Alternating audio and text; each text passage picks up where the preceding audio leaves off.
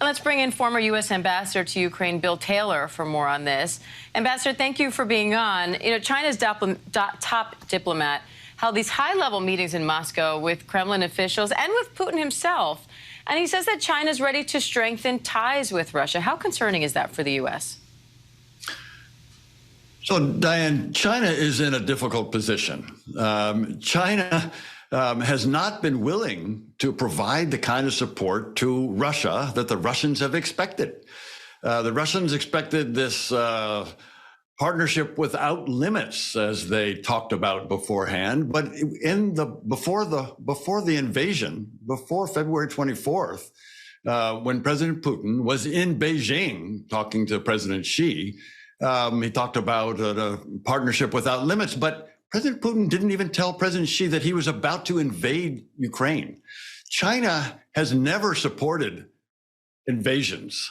China supports, they say, and to some reason, to believe that they support sovereignty of nations. They support territorial integrity of nations. That's the opposite of what Putin has done to Ukraine. So the Chinese have not provided the weapons or the military support. Now, there's some intelligence that indicates that they may be thinking about it. And what the Secretary of State, what Tony Blinken did, was out them and tell them, we know you're thinking about providing these weapons. If you do, it will be a mistake. They will subject themselves to sanctions from the United States and Europe, their two biggest markets, Diane. So the Chinese are in a difficult position when they're trying to think how they can have it both ways. They try some rhetorical support for the Russians, but realizing that their economic interests are with Europe and the United States.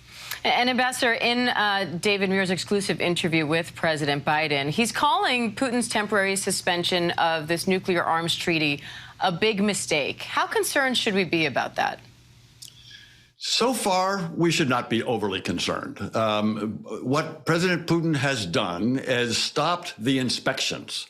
So the New START treaty allows both sides to inspect to be sure that the caps, the limits on the numbers of warheads are being respected. And so far, those limits are being respected on both sides.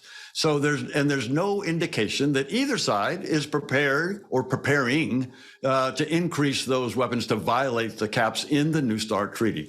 So the only thing that's stopped is the inspections. That's a problem, and that should come back into force. The president's right that Russians should come back into compliance, allow those inspections to allow us to be sure that they're abiding by these numbers. But we have other ways to check to see if they are violating the caps. So far, they're not. So overall, this is not a major change or a major concern at this point.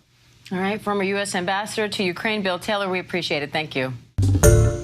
Hi, everyone. George Stephanopoulos here. Thanks for checking out the ABC News YouTube channel. If you'd like to get more videos, show highlights, and watch live event coverage, click on the right over here to subscribe to our channel. And don't forget to download the ABC News app for breaking news alerts. Thanks for watching.